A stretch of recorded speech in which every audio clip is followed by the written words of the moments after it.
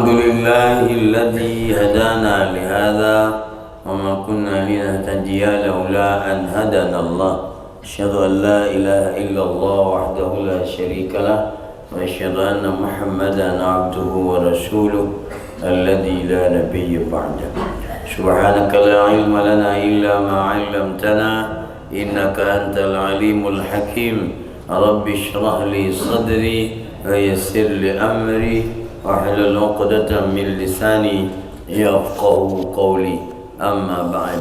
Hadirin wal hadirat, Bapak dan Ibu, saudara-saudari saya karena Allah, jamaah majelis ba'da salat subuh Masjid Al-Bihar yang senantiasa dirahmati Allah Subhanahu wa taala.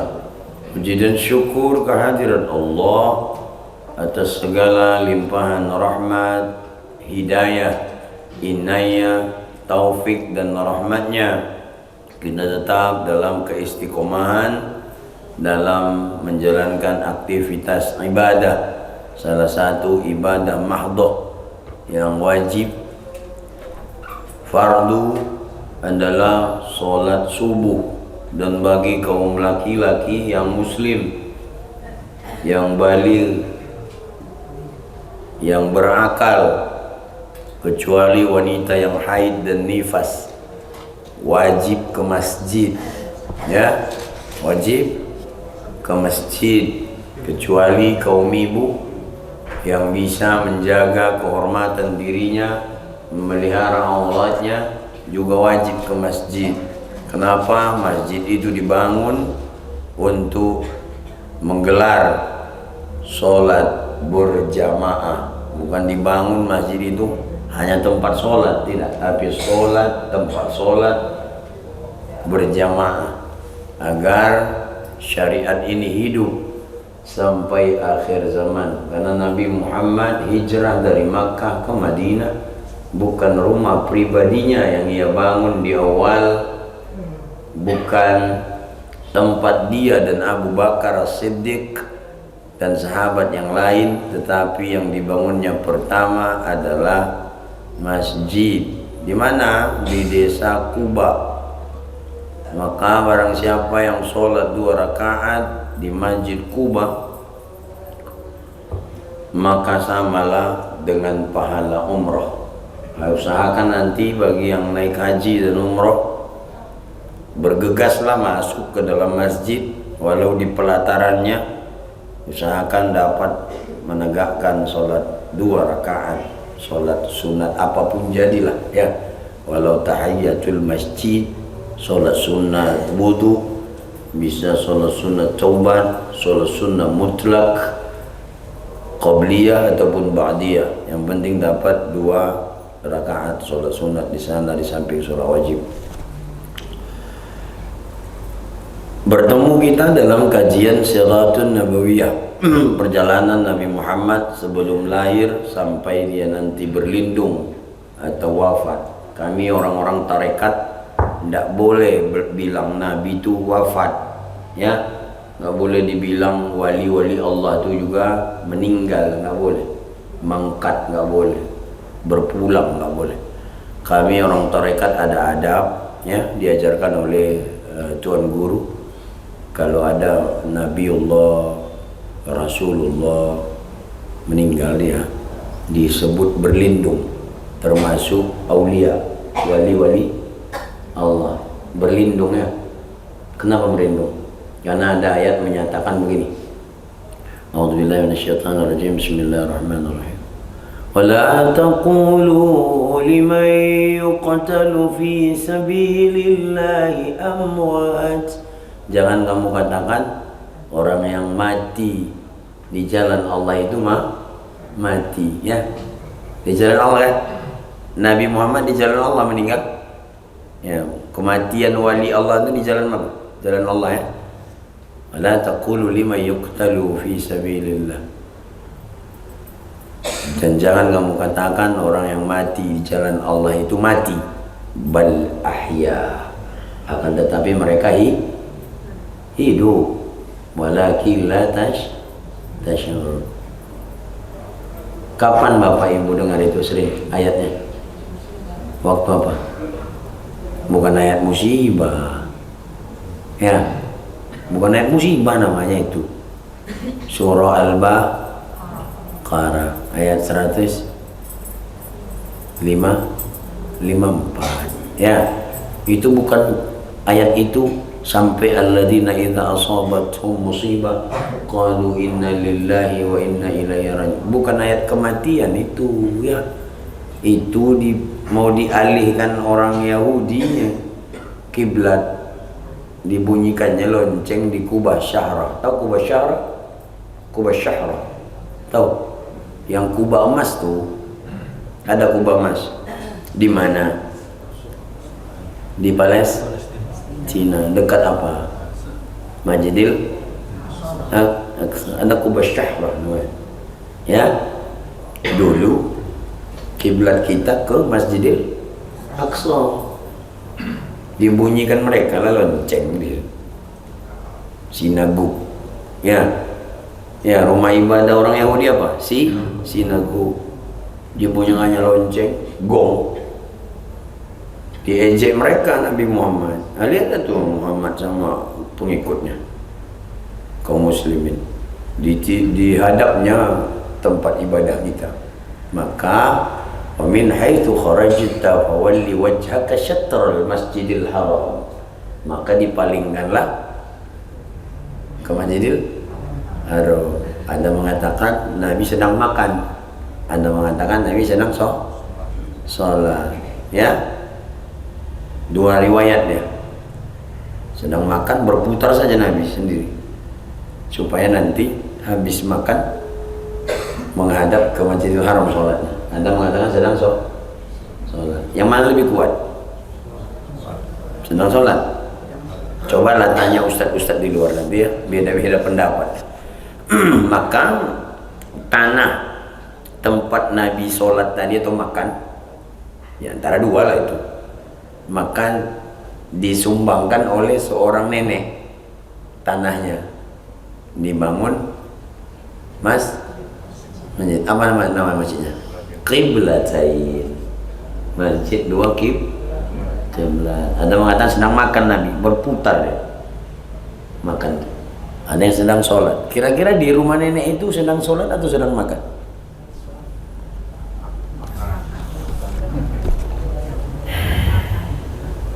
Tadi nenek-nenek yang menyumbangkan tanahnya tempat Nabi tadi jadi masjid. Disebutlah masjid itu sekarang masjid Qiblatain. Dua kiblat. Lihat ayat di atasnya itu. Bunyinya wa min haitsu kharajta fawalli wajhaka syatral masjidil haram,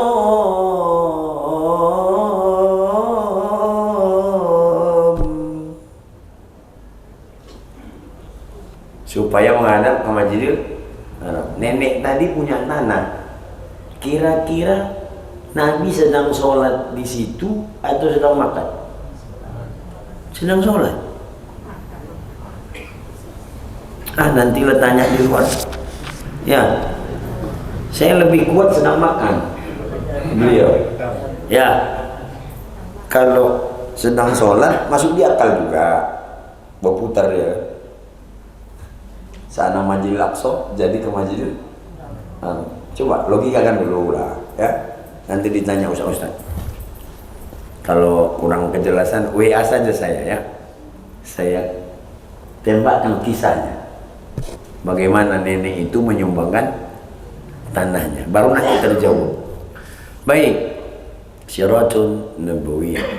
Salawat berangkai salam semoga tersampaikan kepada junjungan kita Nabi besar Nabi Muhammad sallallahu alaihi wasallam. Banyak-banyak bersolawat, hidupkan sunnah-sunnahnya, insyaallah syafaat beliau lah yang kita dapatkan nanti di hari kiamat kelak.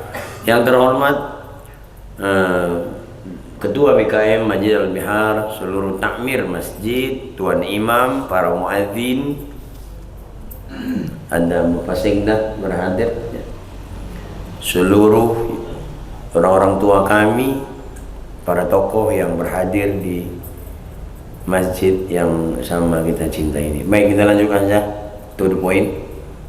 Sampailah kita ke perjalanan Rasulullah pertama ke negeri Syam. Ke negeri apa? Syam pecah 4 negara. 1 Yordania, 2 Lebanon, 3 Syria, 4 Palestina. Di bawah Nabi Muhammad setelah meninggal ayahnya dalam kandungan, baru meninggal ibunya umur 6 tahun, yatim piatu. Baru di 6 tahun diasuh kakeknya, 6 tahun sampai 8 tahun. Meninggal kakeknya, berlindung kakeknya. Oke, dirawat siapa?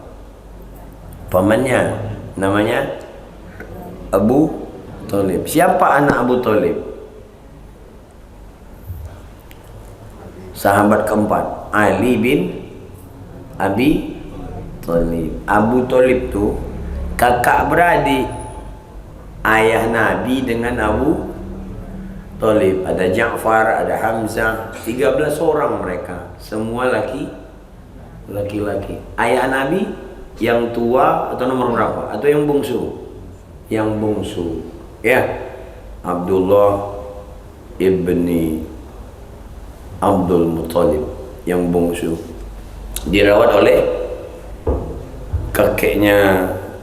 Abu Thalib ini punya anak, ada beberapa orang, ada mengatakan 4 orang punya anak yang hidupnya ya pas-pasan lah. Dirawatlah Nabi Muhammad oleh pamannya. Di awal Nabi Muhammad kecil menggembala kambing. Di mana menggembala kambingnya? Kadang-kadang di luar Mekah. Jauh ya? Jauh kan? Kadang-kadang di dalam kota Mekah. Dataran rendah atau dataran tinggi? Dataran mana? Terbagi 3 dia nih. Muhajirin berdagang di Mekah, Ansor bercocok tanam, pertanian, Arab Badui beternak. Mereka suka membawa ternaknya ke pegunungan.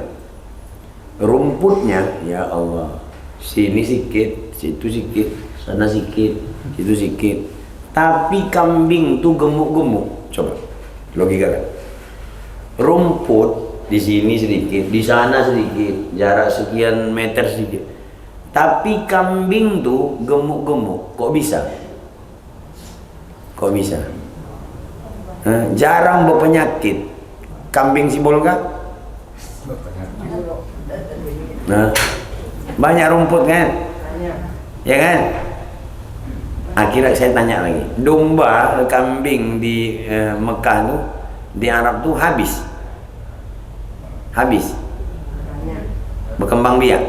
Dari mana makannya? Tapi rumputnya sedikit. Dari mana makannya?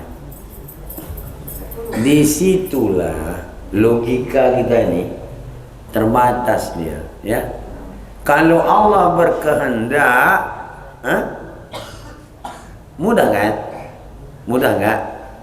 Innama amruhu idza arada syai'an ay yaqula lahu. Mudah kan? Mudah. Maka pelajarannya apa? Jangan ambil hak Allah. Mana dia ngambil hak Allah? Gara-gara saya lah kau tertolong. Ada kan? Kalau nggak ada saya, kau nggak tertolong. Pernah ibu seperti itu? Gara-gara keping ambo lah. Dia ambo pinjamkan keping ambo, makanya kamu tertolong. Pernah ibu seperti itu? Pernah. Acok, sering. Ya Allah, kurang-kurang itu ya. Kurang-kurangnya. Saya hadir di sini. Abu Aisyah yang nelfon saya. Ya, Abu Aisyah nih, imam kita di sini nelfon saya. Ya, kehadiran saya la qadirun bihaqqin illallah, la muridan bihaqqin illallah. Tidak ada kuasa manusia, nggak ada kehendak manusia. Saya hadir di sini. Kehendak siapa? Pulangkan ke tauhid. Arab Badui itu beternak dia, peternakan. Jadi dulu 3 pekerjaan. Niaga dagang, cocok tanam pertanian perkebunan, anggur dan kurma, kemudian ternak. Muhammad kecil, umur 8 tahun, sudah bekerja, menghasilkan uang. Siapa nitipkan kambing sama dia? Siapa? Sebelum ke negeri Syam ini. Sebelum ke negeri Syam. Yang menitipkan kambing penduduk Makkah. Ribuan. Puluh ribu. Tapi kambing 1 ekor tidak pernah berpenyakit. Jangan mati. Kena penyakit tidak ada. Karena yang menggembalanya adalah Betsah, calon Nabi. Irhas, tanda-tanda kenabiannya. Dititipkan kambing berkembang biak, dikasih upah 1 kerat, kadang 2 dirham, ya kadang dinar emas. Oke, berapa tahun? 8, 9, 10, 11, 12, 5 tahun. Nanti 12 dia dibawa pamannya ke Syam. Oke, kita tarik ke diri kita ya. Anak kita sekarang. Ada kita suruh anak kita menggembala kambing? Dengar dulu. Muhammad kecil sudah menghasilkan uang. Apalah salahnya Bapak Ibu perintahkan anak Bapak Ibu membantu pekerjaan Bapak Ibu di rumah. Jangan sama aku 5.000 ya. Nah, mana habis 5.000 itu mak? 5.000 lagi ya. Nah, mak belikan sepeda ya mak. Nah, mak belikan handphone Androidnya mak. Nah, mak udah bosan awak handphone Android mak. Belikanlah iPhone. Nah, balikan bini yo. Nikahkan aku ya mak. Nah, akhirnya akan datang satu zaman anak-anak kalian menjadi tuan di rumahnya. Benar? Benar. Permintaannya saja yang permintaan. Orang tuanya susah, ya kan? PK hendak kena masukkan nama, bantuan BLT kena coret. Iya, maksudnya gini. Mak, sama 2.000 atau 5.000 ya mak. Cuci piring itu dulu. Cuci piring itu dulu. Baru mama kasih 5.000. Bisa enggak? Bisa. Jangan Bapak Ibu cetak anak itu menjadi mengkek dan manja. Enggak ketulungan. Ya. Jangan didik anak-anak itu manja luar biasa ya Allah. Kita capek. Mereka jadi raja, kita jadi kuda tunggangan suatu hari di hari-hari tua kita. Na'udzubillah. Na'udzubillah, thumma na'udzubillah. Ya. Oh tapi sayang aku sama anak. Siapa yang gak sayang sama anaknya? Muhammad kecil 8 tahun kreatif. Kreatif. Rajin luar biasa. Main 2.000 ya mak, sapu dulu teras. Sapu terasnya dulu. Baru umak kasih 2.000. Bisa dah? Bisa ya? Nanti pulang dari sini gitu ya? Iyalah ya. Menggembala kambing, dititipkan orang Mekah lah kambingnya, nggak ada yang hilang, nggak ada yang mati, nggak ada yang berpenyakit. Dititipkan berkembang biak. Yang nitipkan kepada Muhammad bukan Muslim, tapi kafir Quraisy. Oke, siap. Lama kelamaan menyimpankan uang lah orang-orang Quraisy. Luar biasa kan? Titip ya Muhammad, gimana kau simpan kau lah. sebanyak-banyaknya uang emas dan perak disimpan oleh Nabi. Di mana disimpannya kira-kira? Gak tahu kita, gak ada keterangan. Tidak ada tahu kita di mana disimpannya. Yakin saya memang disimpannya uang itu, tapi yang menjaga adalah malaikat Jibril. Emas sudah disimpankan oleh Muhammad kecil. Karena mata uang terbagi dua. Satu dinar, dua dirhaman. Dinar. Tahu ibu berapa dinar? Satu keping 4,25 miskol. Tahu miskol? Tahu Pak Ustaz? Kanebel dak buhangke itu kan? Di miskol ya. 4,25 miskol. Ma maknahu miskol ya Ustaz? Miskol itu timbangan di bawah ons. Apa? La ilaha illallah. Timbangan ada kilo, ada ons, ada gram. Pajagalah duit ya.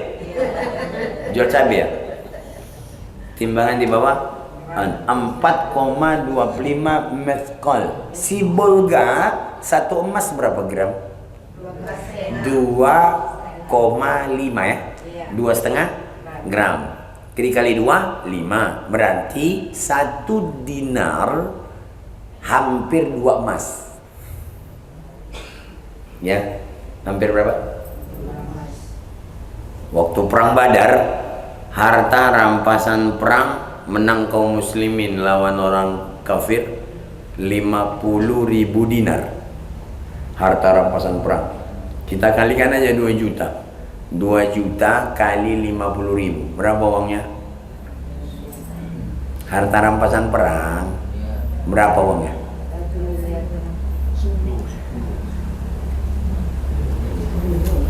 Ponten berapa ibu matematika?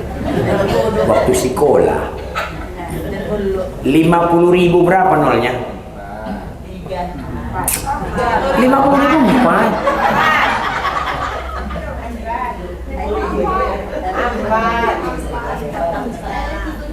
2 juta berapa nol?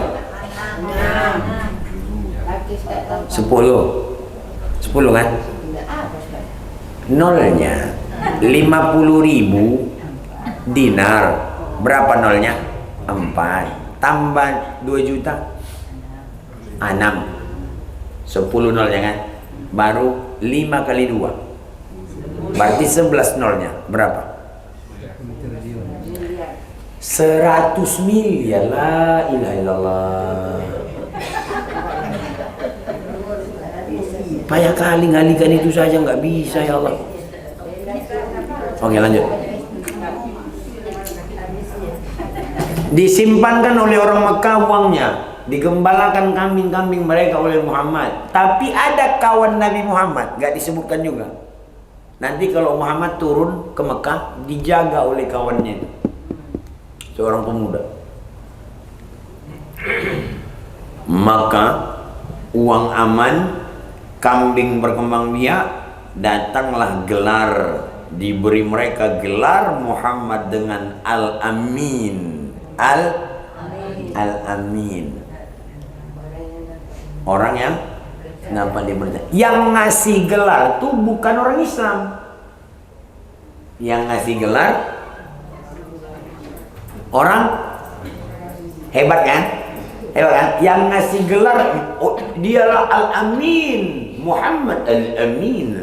Dialah orang yang dapat dipercaya omongannya, tindak tanduknya. Yang ngasih gelar bukan orang Islam. Contoh, Khairil Anwar nih, hamba Allah yang dhaif, al-faqir, banyak kekurangannya. Yang ngasih gelar ustadz muslim atau non muslim? Belum hebat, karena yang ngasih gelar saya ustadz muslim. Tapi Muhammad yang ngasih gelar dia Al-Amin siapa? Orang-orang kafir. Luar biasa enggak? Luar biasa enggak? Kalau sadar mereka atau umat Islam sendiri, bisa ya percaya orang non muslim itu kepada Muhammad. Tapi tidak semuanya nanti masuk Islam waktu Nabi Muhammad diangkat menjadi Nabi dan Rasul di umur 12 tahun. Ini perjalanannya. Dengar, dibawa pamannya lah ke negeri Syam. Ya, sampailah di negeri Syam, ada sebuah gereja. Di dalamnya pendeta Bahira.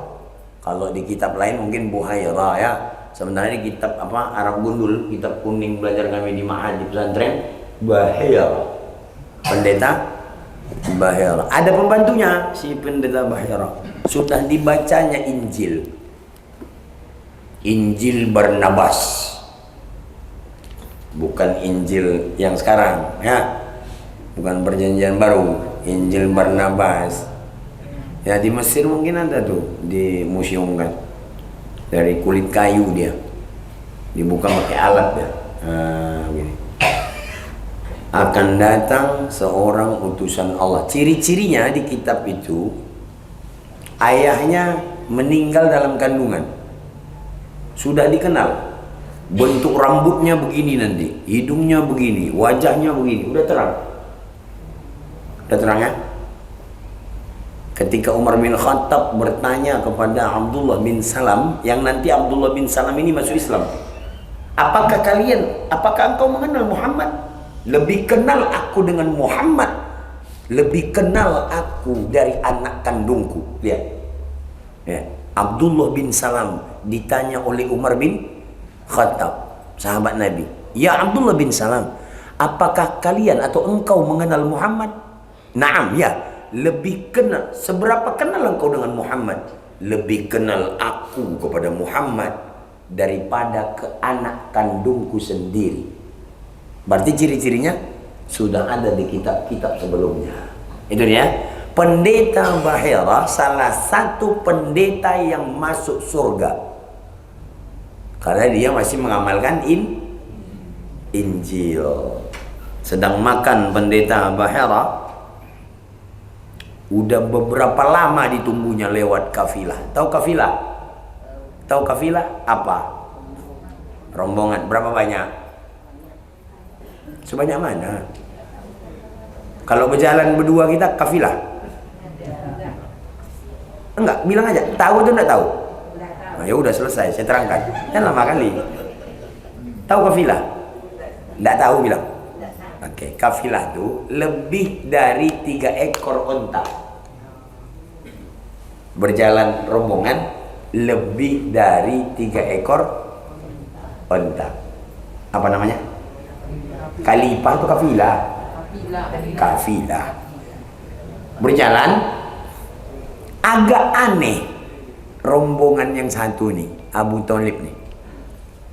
Dilihatnya rombongan kafilah Abu Thalib, berhenti suapan. Lihat, ini pendeta beriman. Berhenti suapannya. Dilihatnya kok ada awan kecil mengikuti rombongan ini. Nah, disuruh pendeta Bahir oleh pembantunya, ya fulan, kau temui yang tua, yang itu, bapak itu, berarti si Abu Thalib. Temui, tawarkan makan. Jadi, mananta ana Abu Thalib, Anda jamuan makan kami sediakan kalau kalian bersedia. Bersedialah Abu Thalib dan rombongan makan di dekat gereja. Dimasakkan makanan. Masuklah rombongan ke dalam ruangan jamuan makan. Tapi Muhammad tidak boleh masuk. Kenapa? Karena ada adat jahiliyah namanya. Kalau makan orang tua, anak-anak di luar. Ngerti? Contoh kalau ada pesta kenduri, syukuran di rumah ibu, ya, adat jahiliyah, makan dulu kita, biarkan aja anak tuh nangis di luar, makan kita baru mereka makan. Pernah ibu lakukan itu? Anak-anak di luar, ya, anak-anak di luar. Pernah kan bapak mungkin ngusir anak, sana, Bapak lagi makan, ganggu aja nih. Maaf Pak ya, itu budaya jahiliyah ya. Ikutkan aja dia makan.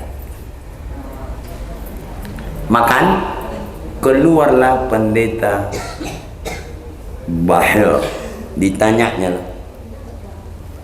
Ditengoknya lu wajah-wajah orang nih. Ini enggak ciri-cirinya, ini enggak ciri-cirinya. Dah ada wajah-wajah biasa semua. Dilihatnya keluar ruangan, dilihatnya awan kecil di atas. Awan itu tetap mengikuti anak ini. Nah, itulah bedanya kita dengan calon nabi. Kalau nabi kemana-mana diikuti awan kecil, kita diikuti juga apa? Tukang kredit, tukang jula-jula, ya. Apalagi mekar, amarta ada, itu deh ya. Kita diikuti tukang angsur, kita. Maka Muhammad diikuti orang. Inilah namanya bi'tsah. Bi'tsah itu tanda apa namanya? Irhas, tanda-tanda kenabian. Ditanyalah pamannya, siapa ini? Abu Thalib. Oh, ini anakku. Kenapa anakku katanya? Kenapa anakku? Karena dia tidak mau membedakan anak kandungnya dengan keponakannya. Ada kan keponakan bapak ibu, macam anak bapak ibu. Saya ada keponakan saya, seperti anak saya kandung.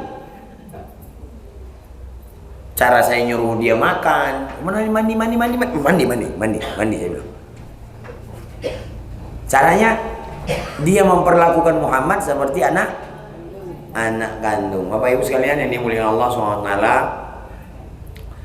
Siapa ini? Oh, ini anakku. Oh, berarti bukan ini dia. Tapi ciri-cirinya udah pas. Wajahnya, tubuhnya. Dilihat pendeta Bahira, di belakang pundak Muhammad ada stempel.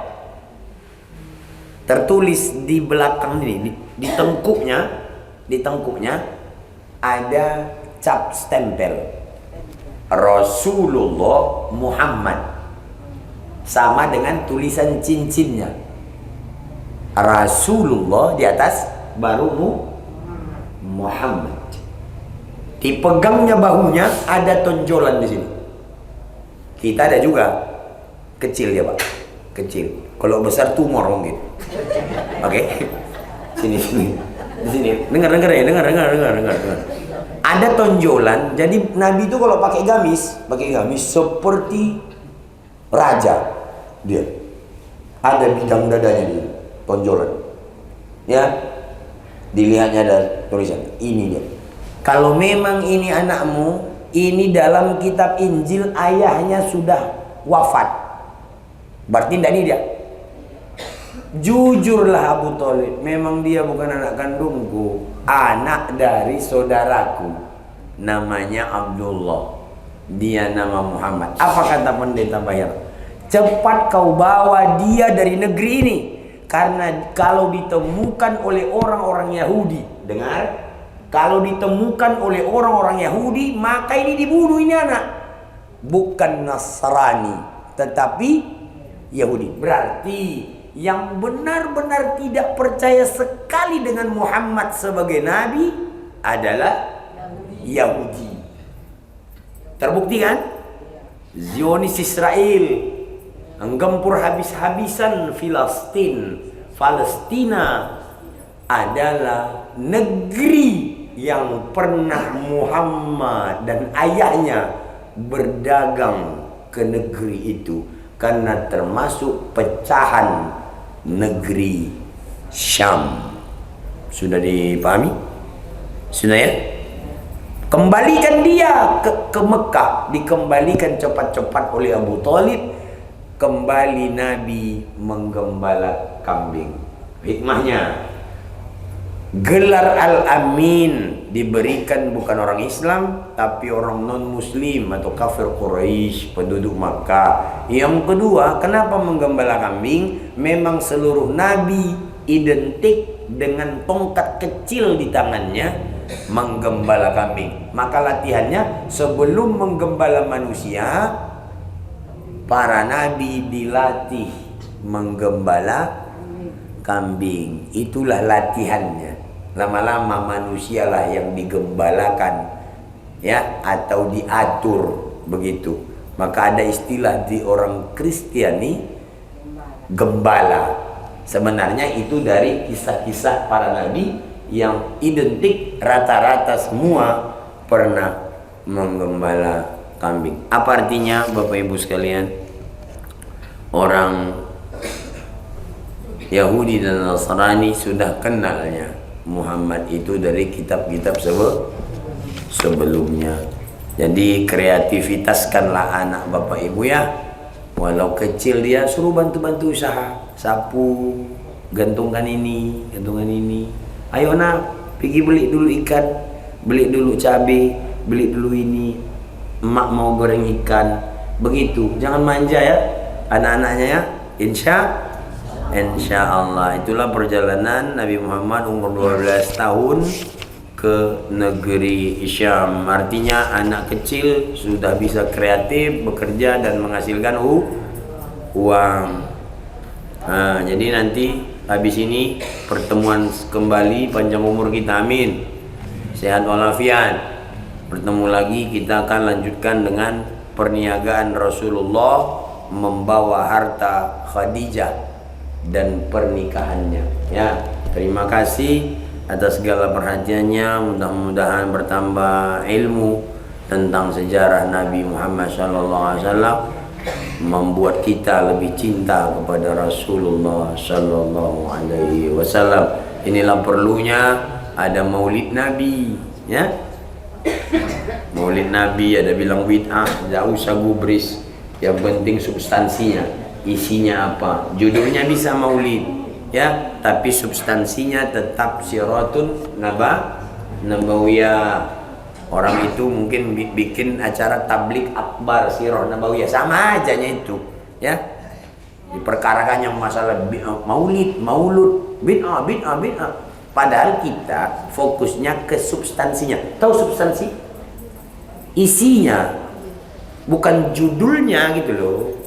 Ya, contoh syukuran, acaranya makan-makan dan doa. Jangan syukuran bid'ah. Jangan, keras sekali bahwa Islam tuh pecah belah umat tuh. Ya, banyak saudara-saudara kita sekarang seperti itu. Ada syukuran bid'ah, padahal cara makan, menyambut tamu, memuliakan tamu dengan makanan sunnah enggak? Sunnah. Berdoa sunnah, ya. Jangan judulnya saja dilihat langsung disalah-salahkan sunnah. Jangan ada ya di masjid ini, kalau bisa jangan ada. Jangan ada. Insyaallah. Terima kasih atas segala perhatian. Banyak-banyak maaf kita. Saling memaafkan. Mudah-mudahan dapat ibrah dan pelajaran yang baik. Wabillahi taufiq wal hidayah. Assalamualaikum warahmatullahi wabarakatuh.